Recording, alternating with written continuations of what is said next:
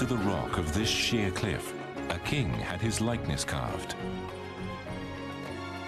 Why here, you ask?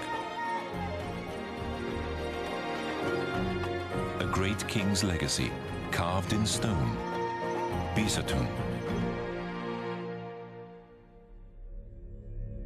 Darius I was king of Achaemenid Persia.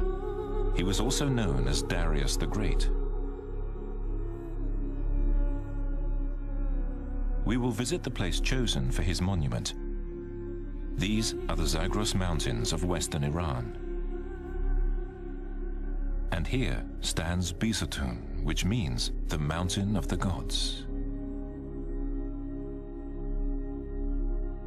The king's likeness is chiseled into a cliff face 70 meters above the foot of the mountain. A square of pale rock. Scaffolding is currently there to allow restoration work. The site is not open to the public, but we will follow along with this scholar with the special permission of the authorities.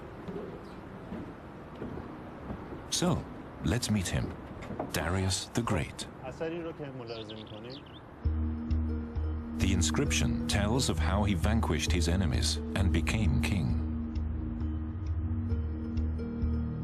Beneath his foot is a pretender who rebelled and tried to claim the throne for himself. His arms are raised in surrender.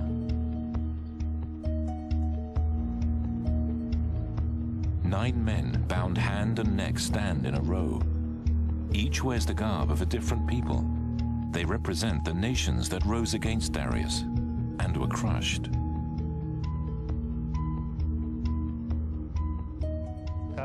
Darius I, also called Darius the Great, was the strongest king of ancient Persia. He was the ruler of the so-called Achaemenid dynasty of Persian kings. Under him, the dynasty controlled the largest amount of territory in Iran's history.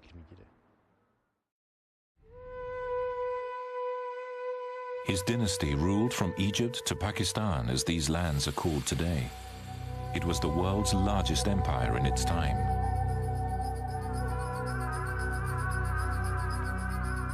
Past the base of this mountain ran an important trade route along which people traveled for millennia.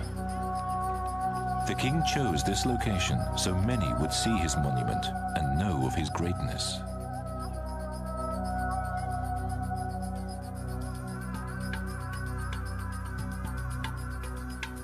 There is another inscription around the sculpture.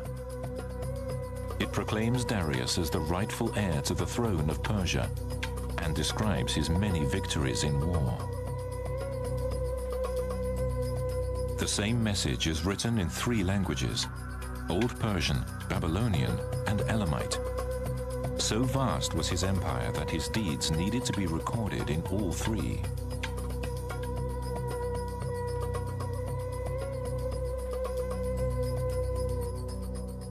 To modern eyes, these scripts all look much the same. But an inscription of the same text in 3 languages allowed archaeologists to decode these ancient messages.